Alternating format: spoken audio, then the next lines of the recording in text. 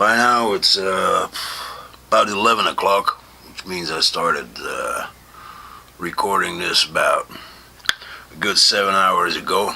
In the meantime, I've been taking the reading, putting it into episodes, taking a bit of a stroll to stretch the legs, have a bite, enjoy the sunshine, and now we're back on track for the rest. But first things first.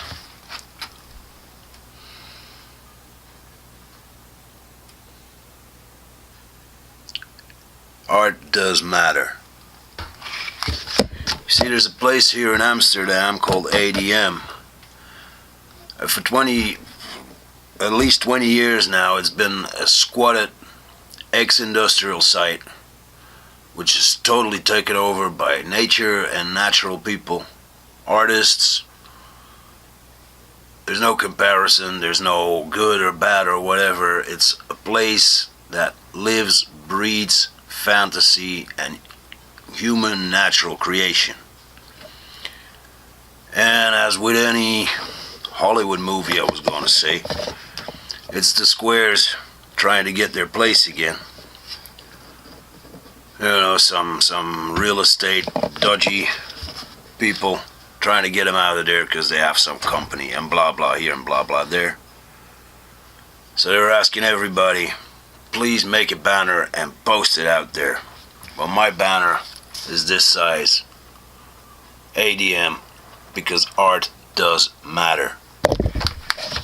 People need a free space in their mind, and a city, like a person, needs a free space where creativity can just breathe and grow. Not like cattle in an industrial farm, but like plants and birds and trees. Ideas need time, need oxygen, need air and water to grow and be nurtured with the fun and the enthusiasm of other people creating and people coming to watch and enjoy the show. And that's what this place is all about. And to the people of ADM themselves, apparently shipbuilding is what they want there, so how about you guys get into your database of worldwide contacts and find guys that are working, have businesses in ecological shipbuilding. Amsterdam is one big net of waterways. You got boats from 2 to 200 meters coming by here all the time. So how about you find people, startups and companies that are willing to work with you guys on your terrain, building green, sustainable boats for nautical traffic in Amsterdam. That way, everybody gets what they need, and you guys keep your place. Because art does matter. Right. Now, on with the story of both.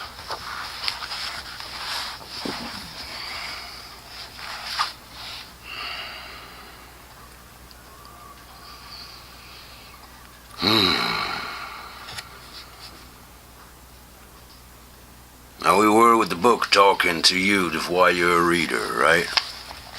So we're down to page 66. Hold me up.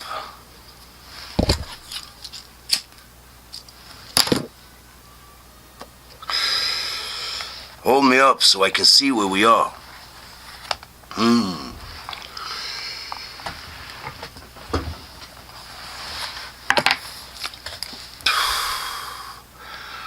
You like reading in the nude, do you? Come on, dude, not again. You're wanking my face. My papers will stick and never open again. Like diseased miners, smokers, traffic air pollution breeders' lungs. And I will die. Thrown away like a brick of paper pulp, ink and cum.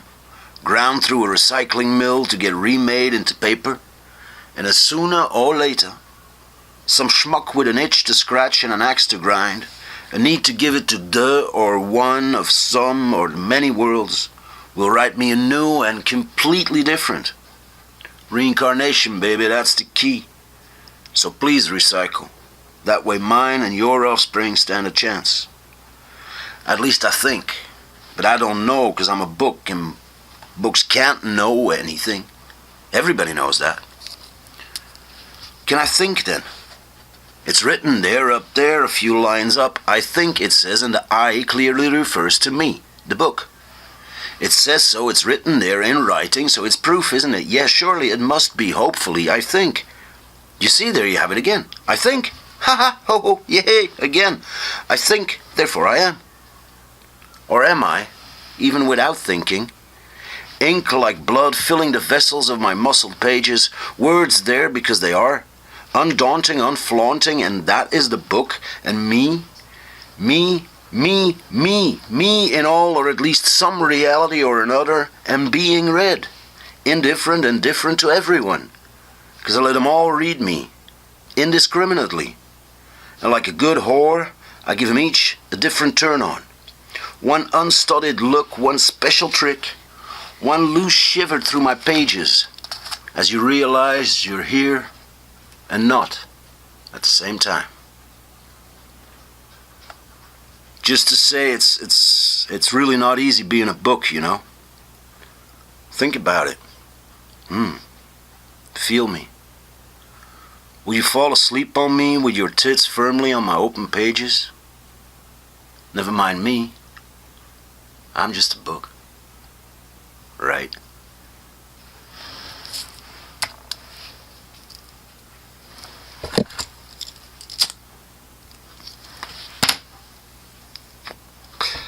As the crumbly shore touched the crooked-up crown of the transformed stander, now a long-time floater, though not as long as having been a standing stander, they touched, shivered, flexed, shaping one another into a matching standstill, and they all froze in the moment. He, they, he, were all they and they all already in that moment, before time was ever invented, but started to exist in a drowsy yet radical stretch of eons, and before they all became a they, the they, if ever such a they would come into being, off or on course, who knows? And who is precisely what she sounded like. The two holed closest to shore at the point where his outstretched standard had rubbed a moisty, muddy entrance into the banks, worn out by the rippling waters and winds from wherever, same as he, and under the current, started to penetrate. They both stood there staring, her on shore and him on the aft by the stumped root, with Stredgling Dizzler, leaning on the pole in his hand, both staring at the boat penetrating the fruitful banks, albeit not fully. And as there was now a they, him, they, all, him, her, him, they both, him, they both, all, sure. And they weren't gonna fight, and so movement was calm, stylized, slow, and visible, letting it up to sound to get the feelings, beings to mix and mingle, and realizing that his leaning on the pole was the only postponement of the fully immersing coitus of coming and being and bringing and accepting into being. He pushed down in standing straighter and came, as the tree penetrated the earth once and once more, though this time head first. Not like a sapling needed to root, but in some way exactly the opposite way. And so he was to go from not much walking and a lot of floating, to all walk and no float. And so when he did crouch stand halfway along the length from where the standard penetrated the banks on that edge of floating, flowing water and crusted earth with towering fruit-laden standards, prime shapes of prime matters in the oozing, soothing cauldron of life that is earth, this planet, and took up to him a place seemingly cleared for him by them they, he landed flat on his face in the mud, which to them they was a jumping moment, which led to one of them they sliding into the mud too. And maybe it's good that all this happened before preconceived ideas of good or bad, right, left, or otherwise, friend or foe, were ever conceived of in the first place, since it led all room to indecision relying on instinct, and all instinct dictated was wait, act, observe, act. And so wait, act, observe, act, wait it was. And one of them they urinated, and that broke somewhat of a spell and a smell. Sweet, though, like the fruit the she-day was eating.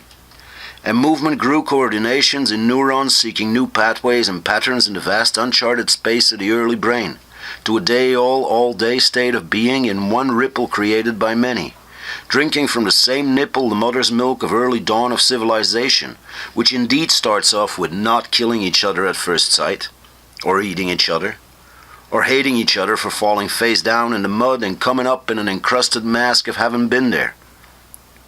Wherever that is. Pretty sure you couldn't buy the t-shirt back then, way before tree bark, hides, and woven grass and hair were turned to cloth. And you probably shouldn't now either. It looks kind of silly. And you couldn't have bought it either. The t-shirt, that is, not the book. There weren't any money back then yet, nor would there be for a long time. Just two-legged swapping softened tree bark for oddly shaped rocks. Blissfully unaware of being the forerunners known for being ever so slow in their development. We think, but we don't know. Do we? Because we weren't there in there now. Yet since it's our moment of creation back then, we are there now. And therefore that slowly adapting, non-thinking but totally aware primal and primitive state of being is still at the forefront of who we are. Still the prime regulator and translator of our instincts and impulses. Still the dispenser of strength, passion, and thunderous bolts of neuronic lightning that split our brain like a howler's bite. Or join us round a fire, a place, an idea, a love, a common ground of mud and clay. A belief that change is needed as it is there presenting itself. There, on that riverbank. So far away in time and space, space and time. Which are the nomadic and sedentary continuums, respectively. As for the wandering nomad, time is the continuum and space is ever-changing, as he travels and moves along.